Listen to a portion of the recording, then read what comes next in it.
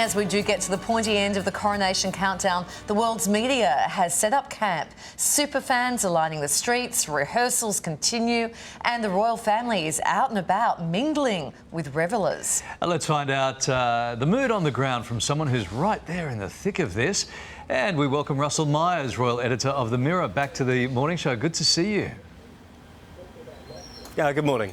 How exciting. As a royal correspondent in the middle of one of the biggest stories on the planet, what's it like right there, right now?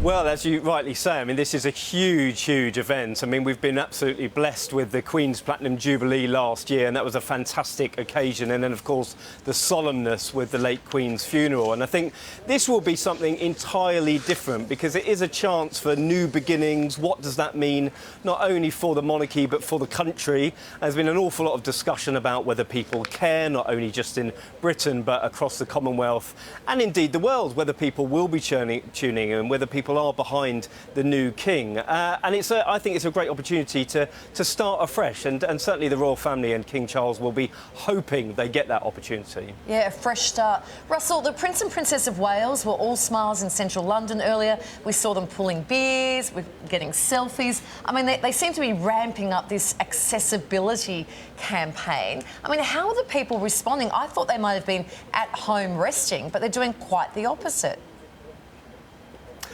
Well, of course. I mean, they're doing lots of rehearsals, and they have been going on over the last few weeks and really ramping up over the last few days. But you make a great point, because I do think they are trying to work on this new image, being more accessible, and whether that is sort of hand in hand with the passing of the late Queen, I'm not sure. But the issue of them having selfies, you know, being a bit more personable, doing more walkabouts, not only at home, but we've seen the King and Queen Consort doing a few more when they were in Germany.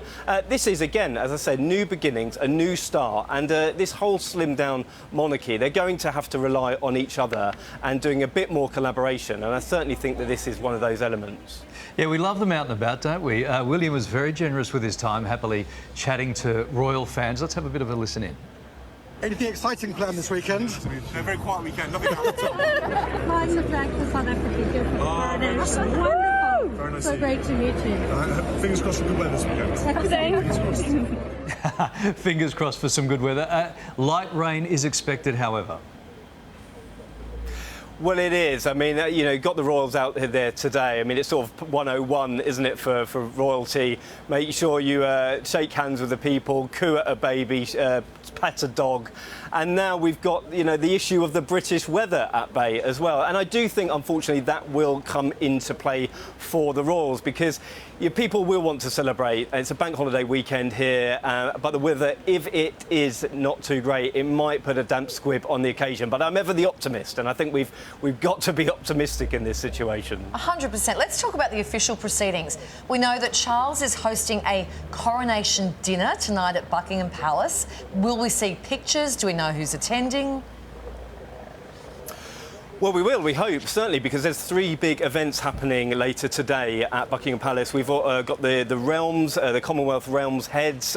We've also got the Commonwealth Prime Ministers as well, and then a larger meeting in the evening, which the whole royal family will be attending. We're definitely going to see pictures of the King, Queen Consort, the Prince and Princess of Wales hosting as well. You know, I think that this is a real opportunity to see the world stage in our backyard, and certainly we're going to see that at the Abbey. There has been space for sort of the great and the good, the community heroes, to come and celebrate this great occasion with the King and Queen Consort. But you know, the world has wanted to be here as well, and I think that gives you an indication of what sort of a man Charles is and what sort of legacy he will leave as well. OK, we're down to the bit of the interview where we're going to hit some controversy now. A lot of talk about the seating plan, particularly where Prince Harry will be placed. Now, one report we're seeing suggests his proposed seat has been sent to the Sussex camp for approval, but has not yet been confirmed. What do you know? Well, I mean, it was on the agenda. I mean, Harry and Meghan were very, very sort of lax getting their RSVP in about 10 or 12 days after the official date had passed. And listen, the issue of Harry being here is obviously some concern, not only for him, but the rest of the family as well.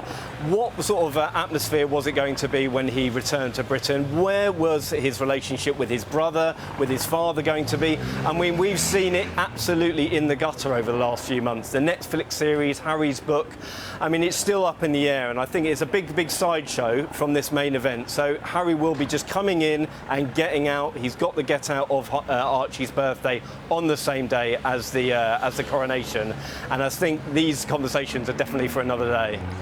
Russell, you're from the Mirror. Do you have eyes on Meghan this weekend in Montecito?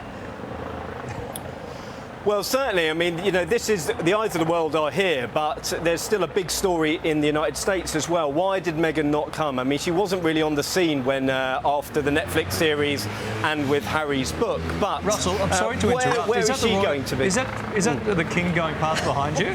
There's a 30-car police escort convoy.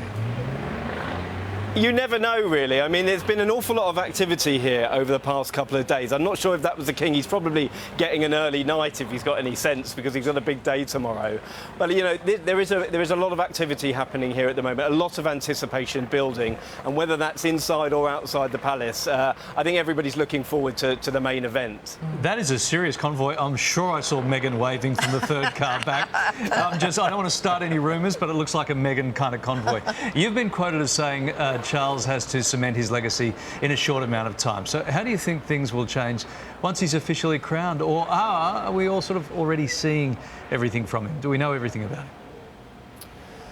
Well, it seems fairly obvious. I mean, in that sort of statement, what I said is, I mean, he's 74 years old, and of course his late mother took the top job, as it were, when she was a very young woman, 25, 26 years old, and Charles has been waiting 50 years to take this job. We know what sort of person he is. We know where his passions lie and his interests, but also where he has meddled in the past. I mean, we know he's a staunch advocate for campaigning for the environment, but also he has meddled in government business. And whether he will still be able to do that remains to be seen. He has said himself he's no fool. He does realise he will have to change his tact in this role. But listen, I think that Charles is a deeply sound man at heart, and I think that the country should get behind him, and it seems as though that is happening at the moment. Russell, we're right out of time. We're going to say goodbye, but as royal editor of the Mirror, where do you watch the coronation? Do you get a seat in the Abbey in row Z, or are you watching on telly like the rest of us?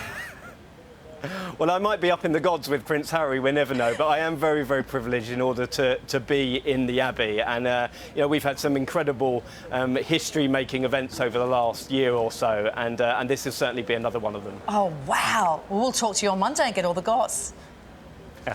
Absolutely, my pleasure. Enjoy. Yeah, we've all got our fat little sausage fingers crossed that it's going to be a fantastic event. Thank you, Russell. Of course, you can catch all the pomp and pageantry of the coronation right across the weekend. It's going to be everywhere, isn't it? Right here on 7 and 7+. Now, coverage starts bright and early tomorrow morning with the weekend sunrise team from 6 a.m. That'll lead up to the main event with a 7 News special, the coronation of King Charles III, from 4 p.m. Don't miss a minute of all the action, and we'll take you right through the night.